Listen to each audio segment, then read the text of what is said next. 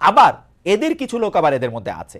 আমি সেজন্য জানতে চাইছিলাম যে আপনারা কি আসলে এই যে যাদেরকে ছেড়ে দেওয়া হলো, এমনকি শেখ হাসিনাকে যে বিদেশে চলে যেতে দেওয়া হলো পদত্যাগের পরে, এর জন্য কি আপনারা সেনাবাহিনীকে বা কাউকে আসলে দায়ী মনে করেন কিনা? আপনারা যে বিচারের কথা বলছেন, দেখেন দুইটা বড় বিষয় সার্জিস।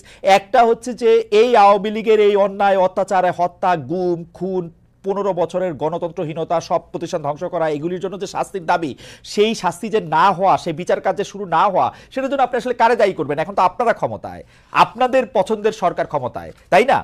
দ্বিতীয় কথা হচ্ছে যে এই জুলাই আগস্টে যারা শহীদ হয়েছেন, সেই শহীদদের মধ্যে থেকে যারা আহত হয়েছেন তাদের চিকিৎসার জন্য, তাদের শহীদের তাদের টাকা পয়সা দেওয়ার জন্য যে সরকারের, আমি কোট আনকোট ব্যর্থতা বলতেছি, সেইটার জন্য আপনি আসলে কাকে দায়ী করবেন? আপনি নিজেও আপনি দেখেন যে জুলাই স্মৃতি ফাউন্ডেশনের সাধারণ সম্পাদকের দায়িত্বে আপনি আর থাকলেন না।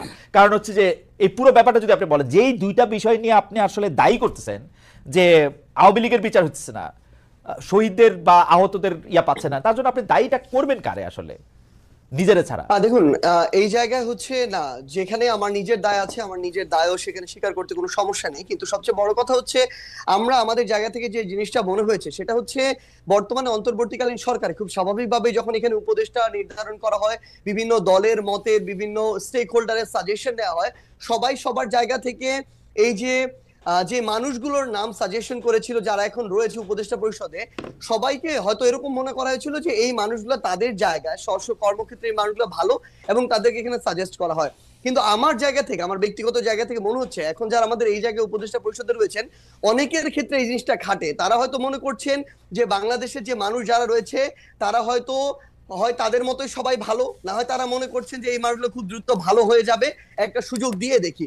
কিন্তু সবচেয়ে বড় কথা হচ্ছে, এই বাংলাদেশে আমরা দেখছি প্রত্যেকটা সেক্টরে মানুষদের শিরায় শিরায় আসলে এই যে এতদিনের যে ফ্যাসিজম, কিংবা এই যে একটা চিন্তা ভাবনার একটা একটা করাপ্টেড চিন্তা ভাবনা ঢুকে গিয়েছে, এখান থেকে মানুষকে বের করে নিয়ে আসার জন্য একটা স্ট্রিক্ট একটা ওয়েতে যাওয়া প্রয়োজন। কিন্তু খুব স্বাভাবিকভাবে সেটি আমরা দেখছি না, বরং ওই মানুষগুলোর মধ্যে যে প্রথমে 2-3 মাসে যে একটা ভীতি তৈরি হয়েছিল যে তাদের একটা কথা বলি, আমি বিভিন্ন জনের কাছ থেকে যা জানছি, যত উপদেষ্টা আপনারা নিয়োগ দিচ্ছেন, ডক্টর ইউনূস সহ, আপনারা সহ সব উপদেষ্টা নিয়োগ দিচ্ছেন আপনারা, আর কারো কথা শুনে কোনো একজন উপদেষ্টা নিয়োগ দেন নাই। আচ্ছা, সবচেয়ে ভাই একটা জিনিস একদম ক্লিয়ার করি, এটা হচ্ছে সবচেয়ে বড় মিথ্যা কথা। কেউ যদি বলে থাকেন তাহলে তিনি মিথ্যা বলেছেন অথবা না জেনে বলেছেন।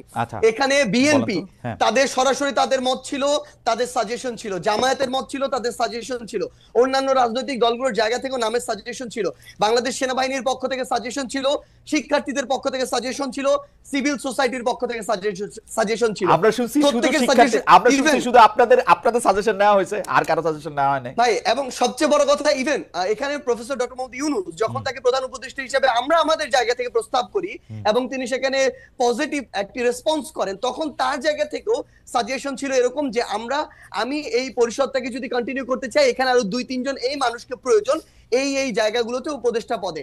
সো এখানে প্রায় 5 থেকে 6টি স্টেক হোল্ডারের সরাসরি অংশগ্রহণ ছিল, সরাসরি তাদের সাজেস্ট করা যে উপদেষ্টারা তারা এখন রয়েছেন। কেউ যদি এটা স্বীকার করতে না চান, অবশ্যই এটা সৎ সাহসে তাদের অভাব। এখন যদি এই কথাটি বলি যে এখানে যে জিনিসটা আমরা আমাদের জায়গা থেকে দেখতে পাচ্ছি, সরকারের আসলে অনেক উপদেষ্টার নরমাল সময় যেরকম একজন মন্ত্রী অ্যাক্টিভলি এখানে পার্টিসিপেট করার কথা, গার্ডস নিয়ে বোল্ডনেস শো করে কাজ করার কথা, অনেক উপদেষ্টার ভিতরে আমরা এখন সেটা দেখতে পাচ্ছি না। তারা গতানুগতিক তাদের যে অফিস ওয়ার্ক, সেই অফিস ওয়ার্ক গুলো তারা তাদের জায়গা থেকে করছেন। সো আমাদের জায়গা থেকে মনে হচ্ছে যে যেভাবে এরকম একটি করাপ্টেড আমলাতন্ত্র এতদিন ধরে চলেছে বা করাপ্টেড করা হয়েছে, সেই আমলাতন্ত্রকে ব্যবহার করে যখন তাদের মতো করে গতানুগতিক একটি মন্ত্রণালয় চলবে, সেটা থেকে কাঙ্ক্ষিত আউটপুট কখনো পাওয়া সম্ভব নয়। এই বিষয়টি আমরা এখন আমাদের জায়গা থেকে দেখছি।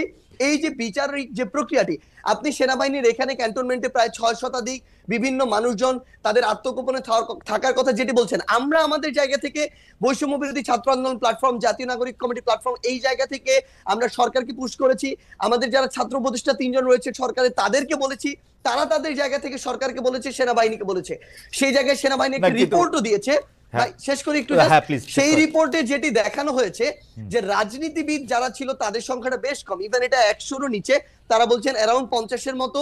এবং এই জায়গাটার সংখ্যাটা সবচেয়ে বেশি হচ্ছে কিছু পুলিশ কর্মকর্তা, কিছু আমলাতন্ত্রের কিছু আমলা, তারা তাদের পরিবার সহ ওই বিভিন্ন বাড়িগুলোতে তাদের আত্মীয় স্বজন বাসায় আশ্রয় নিয়েছিলেন। এবং সবচেয়ে বড় সংখ্যাটা হচ্ছে আমলা এবং পুলিশ, যারা এই হত্যাযজ্ঞের সাথে সরাসরি জড়িত ছিলেন, যারা ওই আমলাতন্ত্রে বসে শেখ হাসিনাকে সার্ভ করেছেন।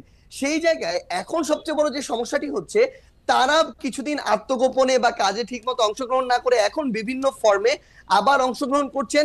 কিন্তু সরকারের জায়গায় যে একটি স্ট্রিক্ট হয়ে যে একটি ব্যবস্থা নেওয়ার যে প্রক্রিয়াটি, সেটি আমাদের জায়গা থেকে আমরা দেখছি না। বরং আমরা যেটি দেখছি যে ওই আমলাতান্ত্রিক যে বিচারিক প্রক্রিয়া, ওই জায়গায় সরকার এখন ঢুকে সেই প্রসেসের মধ্যে দিয়ে যাচ্ছে। জনাব সার্জিস, আপনি তো আসলে বাংলাদেশে, এবং আপনি বাংলাদেশের মোটামুটি 5 জন গুরুত্বপূর্ণ লোকের একজন, আপনি ভালো বলতে পারবেন। আপনি আমাকে একটু বলেন তো, আপনি বললেন যে উপদেষ্টারা আসলে তাদের দায়িত্ব পালন করার ক্ষেত্রে অনেকটা, মানে আমি কি বলবো, যে অনেকটাই পরিচয় দিচ্ছে না। কিন্তু আমি দূর থেকে বাংলাদেশটাকে যা দেখি, যে বাংলাদেশটাকে চালাইতেছেন আপনারা 3 জন, যে সমন্বয়ক উপদেষ্টা পরিষদে আছেন সেই 3 জন, এবং আপনি এবং জনাব হাসনাত আব্দুল্লাহ, আপনারা 5 জন যদি ধরে নেই, তাহলে এই যে কি জানি বলে নাগরিক কমিটির জনাব পাটোয়ারি, জনাব আক্তার, তারাও কিছুটা সরকার চালাচ্ছেন। আপনারা সব জায়গায় সালিশ মোকদ্দমা করতেছেন, আপনাদের কথায় আপনারা বদলি করতেছেন, আপনাদের কথা আমি যা শুনি আর কি, এইগুলি কি মিথ্যা? মানে উপদেষ্টাদের মধ্যেও অনেকে এইটি দেখতেছেন যে আপনারা যেটা বলতেছেন, আপনারা যেদিকে যাইতেছেন দেশটা সেদিকেই যাচ্ছে। ব্যাপারটা এরকম না? মানে আমরা জাস্ট আপনাকে একটা জিনিস বলি ভাই, মানে এই মুহূর্তে সবচেয়ে বড় সমস্যাটা যে জায়গাটাতে হয়েছে, সেটা হইতেছে এই আমরা আসলে এই অভ্যুত্থানের সামনের সারিতে থাকার কারণে মানুষের এক্সপেকটেশনের কেন্দ্রবিন্দু হয়ে গেছে অল্প কিছু মানুষ। এবং এই জায়গাটাতে আমাদের এঙ্গেজমেন্টের জায়গা, যেমন আজকে যদি দেখেন, আমার শহীদ পরিবার আজকে তাদের দ্রুত বিচারিক এই প্রক্রিয়ার জন্য তারা শাহবাগে আজকে অবস্থান করলো। এই শহীদ পরিবারের সাথে আমাদের গিয়ে কথা বলতে হয়, তাদের হয়ে কথা বলতে হয়, দ্রুত যেন বিচারিক প্রক্রিয়াটা, অর্থাৎ সরকারের একটা অংশ হয়ে আমাদেরকে আবার এই মানুষগুলো লং টার্ম সাস্টেইনের জন্য বাংলাদেশের এই যে মানুষগুলো, তরুণ প্রজন্ম যারা নতুন করে চিন্তা করছে, স্বপ্ন দেখছে, এই অভ্যুত্থানের স্পিরিটটাকে আমরা যদি ধারণ করতে চাই, আমাদের ওইরকম একটা পলিটিক্যাল প্ল্যাটফর্ম প্রয়োজন, যেটা থেকে আমরা নতুন করে এই স্বপ্নটা ক্যারি করা আমাদের বেস্ট ট্রাই করব। সেখানে আমাদের সময় দিতে হচ্ছে। আমাদের জায়গা থেকে আমাদের প্রত্যেকটা জেলা উপজেলা গিয়ে আমাদের যে নিজেদের যে প্ল্যাটফর্মগুলো, সেগুলো গুছাতে হচ্ছে। এরপরে আমাদের যারা উপদেষ্টা রয়েছেন, তাদের সাথে আমাদের যারা প্রতিনিধি সরকারে রয়েছেন, তারা যখন সরকারে থাকেন উপদেষ্টা, কিন্তু তাদের সাথে আমাদের একটা আলাদা কমিউনিকেশন অবশ্যই থাকবে, কারণ ফিল্ডের অবজারভেশনটা আমাদের তাদেরকে দিতে হবে, তাদের সাথেও আমাদের গভর্নমেন্টের ওই রেসপন্সটা তাদের থেকে নিতে হবে। সো এই যে প্রত্যেকটা বিষয় যদি দেখেন, প্রত্যেকটা বিষয়ে আমরা আমাদের জায়গা থেকে এগুলো বিভিন্নভাবে জনগণের এক্সপেকটেশন অনুযায়ী আমাদের কথা বলতে। একটু শেষ করি ভাই, কিন্তু আপনি যে জিনিসটা বললেন, এই যে সালিশের কথাটা বললেন, আজকে শাহবাগে আমার শহীদ পরিবার বসেছে, সেখানে তারা এক্সপেক্ট করে যাদের নেতৃত্বে অভ্যুত্থানে হয়েছে, আন্দোলনটি হয়েছে, তাদের কেউ একজন কথা বলুক, সেখানে যেতে হয়। আজকে যখন আমার আহতরা কোথায় বসে, সেখানে যেতে হয়। সেটা তো অবশ্যই যাবেন সাজিদ, সেটা তো অবশ্যই যাবেন। আমি বলি আপনারা কি ফোন করে এসপি বদল করেন বা সচিব? একটা জিনিস বলি, হ্যাঁ, সচিব নিয়োগকে তদবির দেন। সবচেয়ে বড় সমস্যাটা এখন কোন জায়গায় হয়ে গেছে, যদি আপনি যে কোনো জায়গায় একটা সমন্বয়কের একজন নাম ব্যবহার করতে পারেন, স্পেশালি যাদের নাম সবাই চেনে, তাহলে আপনার সাতকুল মাপ। ইভেন বাংলাদেশের সবচেয়ে বড় যে পলিটিক্যাল যে রাজনৈতিক দলগুলা, এই বড় রাজনৈতিক দলের যে রাজনৈতিক ব্যক্তিত্বের নাম আপনি জানেন, বাংলাদেশের অধিকাংশ মানুষ জানে, তারাও সুযোগ পেলে এরকম দু একজন সমন্বয়কের নাম ব্যবহার করে বিভিন্ন জায়গায় বদলি করায়, বিভিন্ন জায়গায় বিভিন্ন তদবির করে। নাম ব্যবহার করলে বদলি হয়, এটাই সবচেয়ে বড় সমস্যা। আমরা তো কখনো চাই না যে এটা হওয়া উচিত, কিন্তু সবচেয়ে বড় কথাটি হচ্ছে যে জায়গাটাতে এই যে বাংলাদেশের এতদিনের যে কালচার, নাম ব্যবহার করে, এতদিন শেখ হাসিনা, গণভবন 32 এসব নাম ব্যবহার করে বদলি হইতো, এখন তারা মনে করে যাদের নেতৃত্বে অভ্যুত্থান হয়েছে তাদের নামটা যদি ব্যবহার করি, এবং এই যে আমরা যাদেরকে কেন্দ্র করে এখন আমলাতন্ত্র পরিচালিত হচ্ছে, জুডিশিয়ারি পরিচালিত হচ্ছে, কিংবা অন্যান্য যে প্রতিষ্ঠানগুলো পরিচালিত হচ্ছে, তারা তো ওই ট্রেডিশনে অভ্যস্ত, তাদের রক্তে কিন্তু এই সুপারিশ, তদবির, ক্ষমতার অপব্যবহার, এখন যখন এই নামগুলো ব্যবহার করছে বিভিন্ন রাজনৈতিক দলের নেতা কর্মীরা, তখন তারা এই জিনিসটাকে মেনে নিচ্ছে, কারণ তারা এটা তো অভ্যস্ত। কিন্তু ভাই, আমাদের জায়গা থেকে সবচেয়ে বড় কথা বলি, ইভেন যদি আপনি এরকম শুনেও থাকেন, এটা যদি 10 জন হয়, কয়েকজন মানুষের সমন্বয়কদের নাম ব্যবহার করে, এটা অন্তত 70-80 জন হচ্ছে বিভিন্ন রাজনৈতিক দলের গুরুত্বপূর্ণ রাজনৈতিক ব্যক্তিদের। আমি এই কথাটাই আসি। আপনি কি খেয়াল করেছেন যে আপনাদের যে এলজিআরডি উপদেষ্টা আছেন, আপনার সহযোদ্ধা জনাব আসিফ মোহাম্মদ সজীব ভুঁইয়া, তিনি একটি চিঠি লিখে বলেছেন যে এই প্রশাসক নিয়োগ দিতে হবে। এইটা কি মানে সেম না যে ধরেন আওয়ামী লীগের এলজিআরডি মিনিস্টার যিনি থাকতেন তিনি আওয়ামী লীগের একজন লোককে মনে করলেন যে তাকেই প্রশাসক নিয়োগ দিতে হবে, তাকে প্রশাসক নিয়োগ দেওয়া হোক, এটা চিঠি দেওয়া হোক। এটা সেম সেম সেই যেটা, যেহেতু চিঠিটা সামনে আসছে সেজন্য বলতেছি। না ভাই, একটা জিনিস কি, তিনি একজন মন্ত্রণালয়ের একজন উপদেষ্টা হিসেবে দায়িত্বপ্রাপ্ত আছেন।